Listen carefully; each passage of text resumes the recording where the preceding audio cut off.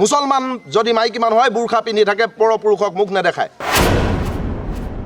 হিন্দু যদি বোৱাৰী হয় উৰুণি লৈ থাকে মূৰৰ পৰা তললৈকে, বেলেগ মানুহৰ আগত, ডাঙৰ মানুহৰ আগত উৰুণিখন নুগুচায়। গম পাইছে আমি ইয়াত কিয় আহি উপস্থিত হৈছোঁ? নগাঁৱৰ পৰা যোৱা 2 তাৰিখে যে এটা ৰাজনৈতিক দল গঠন হৈছে অসমত, আপোনালোকে গম পাইছে।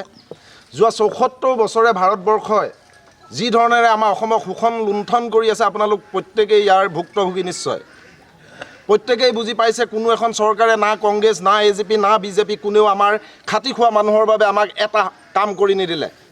নিষ্পেষিত জনতাৰ বাবে এটাও কাম নকৰিলে, মাত্ৰ কৰিলে তেওঁলোকে দালালসকলৰ বাবে, আৰু মাথো তেওঁলোকে কৰিলে ধনী শ্ৰেণীৰ বাবে, আৰু এই বেপাৰী বনিয়া যিসকল আছে পুঁজিপতিৰ স্বাৰ্থত তেওঁলোকে কাম কৰিলে।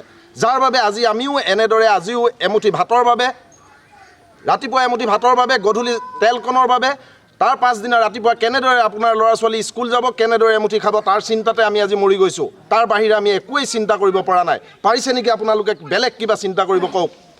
আপোনালোকে এটা চিন্তাতে সদায় আবদ্ধ হৈ আছে, অহা কালিলৈ মোৰ মানুহজনীক কি খুৱাম, মোৰ ল'ৰাটোক স্কুল কেনেকৈ পঠাম। কিন্তু তাৰ প্ৰতিকাৰ আপোনালোকক কোনো আজিলৈকে নেতাই দিয়া। এটা ভণ্ড হিন্দুত্ববাদীয়ে চিঞৰে যে বাঘক কি মাংস খুৱাব, কি মাংস নোখুৱাব। মই ইয়াৰ পৰাই আপোনালোকক কওঁ, মই যেনেদৰে ইয়াৰ পৰা সত্যৰঞ্জন বৰাক ঘিণ কৰোঁ, ঠিক তেনেদৰে কিন্তু বদৰুদ্দিন আজমলকো মই ঘিণ কৰোঁ। কোনো ধৰ্মৰ ভেদাভেদ আমাৰ এইখন অসমত হ'ব নালাগে। এইখন অসম হৈছে শংকৰ ৰাজানৰ দেশ। আগতে আপোনালোকক কৈ গৈছে, এইখন অসম হৈছে শংকৰ ৰাজানৰ দেশ। এইখন অসম হৈছে লাচিত বৰফুকন আৰু ইছমাইল ছিদ্দিকীৰ দেশ। এইখন অসমত আমাক যদি কোনোবাই হিন্দু মুছলমানৰ ভেদাভেদ আনি ইয়াত যদি বিষ বাষ্প সুমুৱাব বিচাৰে, আপোনালোকে হাত সাৱটি বহি থাকিবনে? তাক আপোনালোকে ইয়াৰ পৰা খেদিব? কওক। আপোনালোকে খেদিবনে? হাত সাৱটি বহি থাকিব নে আপোনালোকে নিজৰ ভিতৰত যুদ্ধ লাগিব ভাই ককাই মাজত? তাক আমি কোনোদিন হ'বলৈ দিব নোৱাৰি। আমাৰ উঠি অহা প্ৰজন্মক আমি শিকাব লাগিব যে আমি অসমীয়া হৈ জীয়াই থাকিম। না মই হিন্দু হৈ জীয়াই থাকিম, না মই মুছলমান হৈ জীয়াই থাকিম। মই যদি জীয়াই থাকোঁ এইখন অসমত, তেনেহ'লে অসমীয়া হৈ জীয়াই থাকিম। ধৰ্মটো প্ৰত্যেকৰে নিজৰ নিজৰ ব্যক্তিগত কথা। আপুনি কোন ধৰ্ম পালন কৰে, কোনজন ভগৱানক মানে, সেইটো আপোনাৰ ব্যক্তিগত কথা। কিন্তু মই জনাত কোনো ধৰ্মই আজিলৈকে কোৱা নাই যে বেলেগ এটা ধৰ্মক তুমি ঘিণ কৰা, বেলেগ ধৰ্মৰ মানুহক তুমি মাৰপিট কৰা, বেলেগ ধৰ্মক তুমি ইয়াৰ পৰা গতিয়াই উলিওৱা। কৈছে নেকি আপোনালোকৰ কোৰাণত বা আমাৰ গীতাত? নাই কোৱা। সদায় মকামিলাৰে থাকিব কৈছে। তেনেহ'লে আমাৰ মাজত এইবিলাক যিবিলাক ভণ্ড নেতা কিছুমান আহি আমাৰ মাজত যে বিভেদৰ বীজ সিঁচি দিছে, আপোনালোকে কিয় মনে মনে বহি থাকে? আমি এই মনে মনে বহি থকাৰ পৰিণাম এয়া। আপোনালোকক আজি আপোনালোকে এটা টুপি পিন্ধি যদি বাহিৰলৈ যায়, আপোনালোকক ডাইৰেক্ট কয় এইটো বাংলাদেশী মুছলমান, বাংলাদেশী মিয়া। কয় নে নকয়? কওক। আপোনালোকে এখন লুঙি আৰু এটা যদি টুপি পিন্ধে, আপোনালোকক আজি বাংলাদেশী মিয়া বুলি কয়। কি কাৰণত আপোনালোকক ক'বলৈ পাইছে তাক আপোনালোকে উপলব্ধি কৰক। আপোনালোকে এটা কথা চাওক, আমাৰ অসমখনত, যিখন অসমত হিন্দুৱে হওক বা মুছলমানে হওক, কোনোবা বোৱাৰী বা মাইকী মানুহে বাহিৰত কাৰোবাক মুখ দেখায় নেকি? মুছলমান যদি মাইকী মানুহ হয় বুৰখা পিন্ধি থাকে, পৰপুৰুষক মুখ নেদেখায়। হিন্দু যদি বোৱাৰী হয় উৰুণি লৈ থাকে মূৰৰ পৰা তললৈকে, বেলেগ মানুহৰ আগত, ডাঙৰ মানুহৰ আগত উৰুণিখন নুগুচায়। তেওঁলোকে এটা আত্মসন্মান ৰাখে। কিন্তু সেই মাইকী মানুহসকলক ৰাজপথলৈ উলিয়াই কোনে আনিছে? মাথাত মাটি টুকুৰি ল'ব লগা পৰ্যায় কোনে কৰিছে? কংগ্ৰেছ চৰকাৰে কৰিছে, জব কাৰ্ড দি। জব কাৰ্ডৰ আমাক প্ৰয়োজন নাই। আছে নেকি প্ৰয়োজন? আমাক এটা ইণ্ডাষ্ট্ৰী বহাই দিয়ক। ইয়াত এটা ইণ্ডাষ্ট্ৰী বহাই দিয়ক। সেই ইণ্ডাষ্ট্ৰীৰ পৰা আমি নিজে ইনকাম কৰি ল'ম। আপোনাৰ মোৰ টকা দি এইটো এটা লাইট, এইটো জ্বলে নে নজ্বলে কওক আপোনালোকে? এতিয়া জ্বলে নে? জ্বলে নে ভালদৰে? নে টিপ টিপ মাৰে? এদিন জ্বলে, দুদিন নজ্বলে। বা হয়তো এইটো যদি ভাল হৈ আছে, ওচৰত চাওক আৰু 10টা নাই জ্বলা। 28,000 গাঁও আছে অসমত।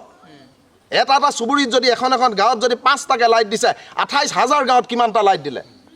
এটা এটা লাইটৰ মূল্য কিমান ল'লে? কমকৈও 30,000 পৰা 50,000 টকাকৈ ল'লে। এটা হিচাপ কৰক কিমান হাজাৰ কোটি টকা উঠি গ'ল। এই টকাটো কোনে খালে? নেতাসকলে খালে। এই কামটো কোনে কৰিছে? বিজেপিৰ কোনোবা এজন দালালে কৰিছে এইটো কাম। মই ডাঠি ক'ব পাৰোঁ। ইয়াত যিমান লাইট বনিছে, এই লাইটৰ যিমান ঠিকা আহিছে, পাইছে নেকি সৰ্বসাধাৰণ মানুহে? কওক আপোনালোকে পাইছে নেকি? যদি পাইছে, আপোনালোকে গাঁতটো খান্দিবলৈ পাইছে 200 টকা হাজিৰাত। যদি পাইছে, গিটি কেইটামান আনি দিব পাইছে 200 টকা হাজিৰাত। তাৰ বাহিৰে আপোনালোকে একোৱেই পোৱা নাই।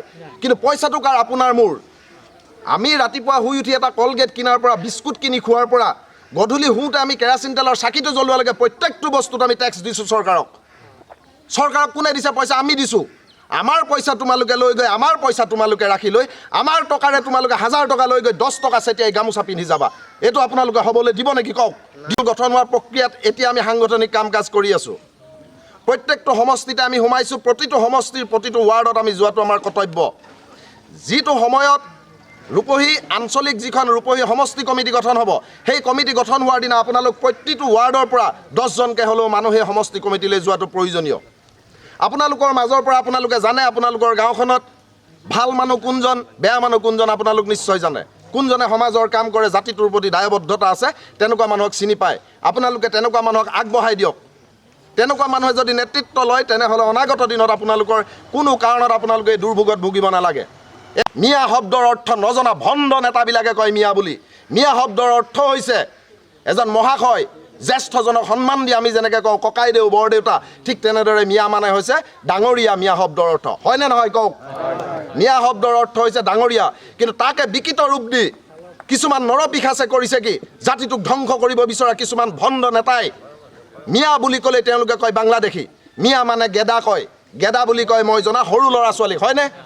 সৰু ল'ৰা ছোৱালীক আমি যেনেকৈ মৰমৰ সোণটো গোসাঁইটো মাতো অসমীয়া মানুহে, আমাৰ হিন্দুখিনিয়ে ঠিক তেনেদৰে আপোনালোকৰ ইছলাম ধৰ্মৰ মানুহে কয় এই গেদা, তাৰ মানে হৈছে মৰমত মাতে সৰু ল'ৰাটোক। তাকে বিকৃত ৰূপ কৰিছে। আপোনাৰ আৰু মোৰ মাজত যুদ্ধ লগাই তেজৰ নৈ বোৱাব বিচাৰিছে। কিন্তু সেই তেজৰ নৈয়ে, সেই তেজেৰে গা ধুই সিহঁতে কিন্তু ৰাজপাত খোৱাৰ সপোন দেখিছে। সেয়েহে আপোনালোক সকলো সজাগ হওক। অনাগত দিনত এই ৰূপহী সমষ্টিৰ পৰা কেনেকুৱা প্ৰতিনিধি আপোনালোকক লাগে আপোনালোকে নিজেই নিৰ্বাচন কৰিব। কোনো কাৰণতে ৰাইজৰ দলৰ নেতৃবৃন্দই আহি, কেন্দ্ৰীয় সমিতি আহি বা আমাৰ কোনোবাই আহি আপোনালোকক আহি নকয়, জোৰ জবজ আপোনালোকৰ ওপৰত জাপি নিদিয়ে যে এইজনে আপোনালোকৰ নেতা হ'ব। জোৰ জবজ বাছি নিদিয়ে। নেতা আপোনালোকে নিজেই বিচাৰিব। নেতা আপোনালোকে নিজেই বিচাৰি আমাক উলিয়াই দিয়ক। তাৰ পাছত আপোনালোকে চাওক 2021ত চিৰন্তন সত্য 2021ৰ পিছত বিজেপি চৰকাৰ অসমত নাথাকে। যিখিনি ভণ্ডামী ৰাজনীতিৰ আৰম্ভ কৰিছে কুলাংগাৰ হিমন্ত বিশ্ব শৰ্মাই, যিটো হিমন্ত বিশ্ব শৰ্মাই নিজৰ বাপেকক পাপী বুলি কৈছিলে আপোনালোকৰ মনত আছে নাই? কেঞ্চাৰ বেমাৰ হোৱাৰ কাৰণে বাপেকক পাপী সজাইছিলে নিজৰ ক্ষুদ্ৰ স্বাৰ্থৰ কাৰণে, ৰাজনৈতিক স্বাৰ্থৰ কাৰণে নিজৰ বাপেকক সি পাপী সজাইছিলে। শিক্ষাগুৰুক অপমান কৰিছিলে। যিটো হিমন্ত বিশ্ব শৰ্মাই শংকৰদেৱক অপমান কৰিছিলে, দীনদয়ালক আনি অসমত স্থাপন কৰিছিলে, সেই হিমন্ত বিশ্ব শৰ্মাই কিন্তু আজি যেতিয়া লাহে লাহে ইলেকশ্যনৰ দিন আহি আছে, সি পুনৰ শংকৰদেৱৰ ওচৰলৈ ঘূৰি আহিছে। পুনৰ ঘূৰি আহিছে শংকৰ আজানৰ নাম ল'বলৈ। আপোনালোকে তাক প্ৰশ্ৰয় নিদিব। যদিহে তাক আপোনালোকে প্ৰশ্ৰয় দিয়ে, অনাগত দিনত কিন্তু আপোনালোকে নিজৰ নিজৰ ভাই ককাই তেজেৰে কিন্তু ফাকু খেলিব লাগিব, যিটো কৰি আছে বিজেপি চৰকাৰে। এজিপি চৰকাৰে ইয়াত অৱশ্যে সৰ্বানন্দ নিচিনা এটা অযোগ্য মুখ্যমন্ত্ৰী আহি আমাক ঠগিব পাৰিব নেকি কওক আপোনালোকে? সেয়েহে আমি সংকল্পবদ্ধ হওঁ।